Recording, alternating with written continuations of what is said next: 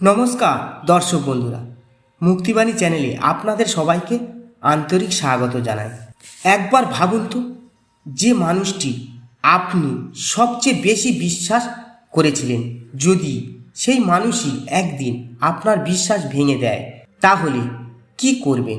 সব সম্পর্ক কি সেই দিন শেষ হয়ে যায়, নাকি ক্ষমা, অনুশোচনা এবং ভালোবাসার মাধ্যমে আবার নতুন করে সংসার গড়ে তোলা সম্ভব?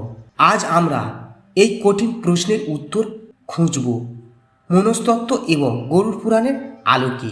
ভিডিওটি শেষ পর্যন্ত দেখুন, কারণ শেষ অংশে এমন একটি শিক্ষা রয়েছে যা হয়তো আপনার জীবন বদলে দিতে পারে। বিশ্বাসঘাতকতা কেন সবচেয়ে বড় আঘাত?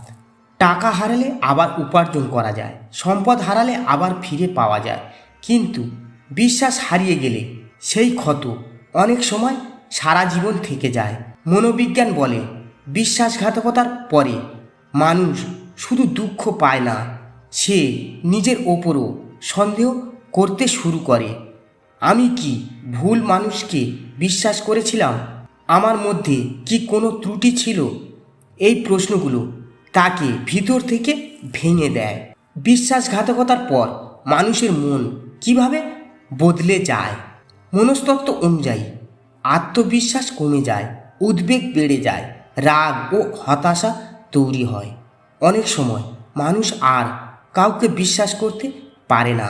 তাই বিশ্বাসঘাতকতা শুধু একটি ঘটনা নয়, এটি মানসিক আঘাতও বটে।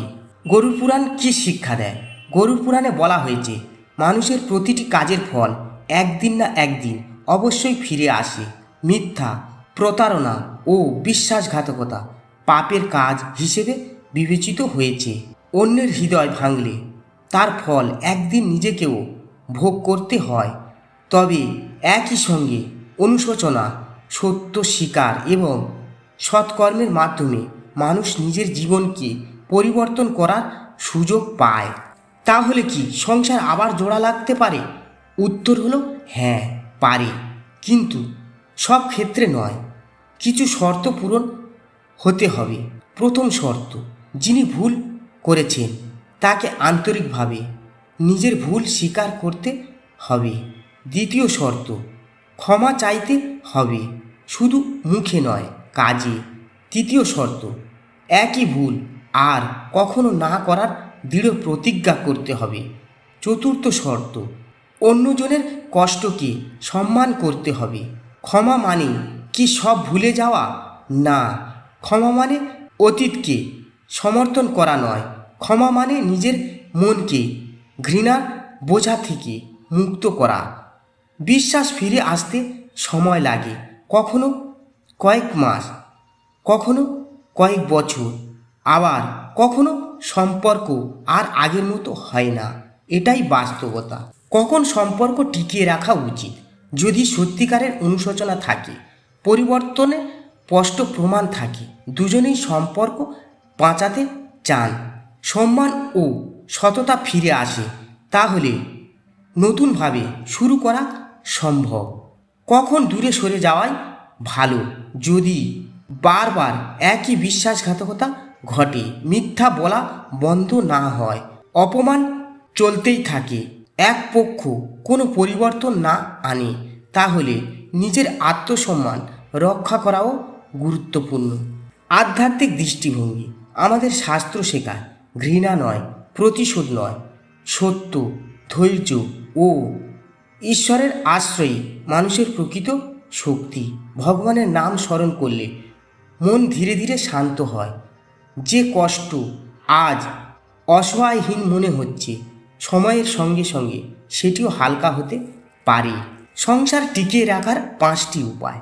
নাম্বার 1, প্রতিদিন খোলামেলা কথা বলুন। নাম্বার 2, ছোট ছোট মিথ্যাও এড়িয়ে চলুন। নাম্বার 3, একে অপরকে সম্মান করুন। নাম্বার 4, প্রয়োজনে অভিজ্ঞ পরামর্শদাতার সাহায্য নিন। নাম্বার 5, প্রতিদিন কিছু সময় প্রার্থনা বা নাম জপ করুন। বন্ধুরা, বিশ্বাস ভাঙা খুব সহজ, কিন্তু বিশ্বাস গড়ে তুলতে লাগে অনেক সময়, ধৈর্য এবং সততা, সব সম্পর্ক বাঁচানো সম্ভব নয়, আবার সব সম্পর্ক ভেঙে ফেলাও সমাধান নয়। বুদ্ধি, ভালোবাসা, সত্য এবং আধ্যাত্মিক মূল্যবোধ, এই চারটি একসঙ্গে থাকলে অনেক ভাঙা সম্পর্কও নতুন করে জীবন পেতে পারে। মনে রাখবেন, ক্ষমা একটি শক্তি, কিন্তু আত্মসম্মানও সমান গুরুত্বপূর্ণ।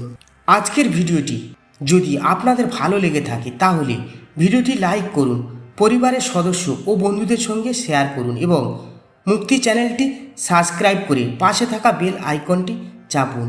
কমেন্টে অবশ্যই লিখে জানান আপনার মতে বিশ্বাস একবার ভেঙে গেলে কি আবার আগের মতো ফিরে আসতে পারে। পরবর্তী ভিডিওতে আবার দেখা হবে। ততদিন পর্যন্ত সবাই ভালো থাকুন, সুস্থ থাকুন এবং ঈশ্বরের আশীর্বাদে থাকুন। হরে কৃষ্ণ, রাধে রাধে।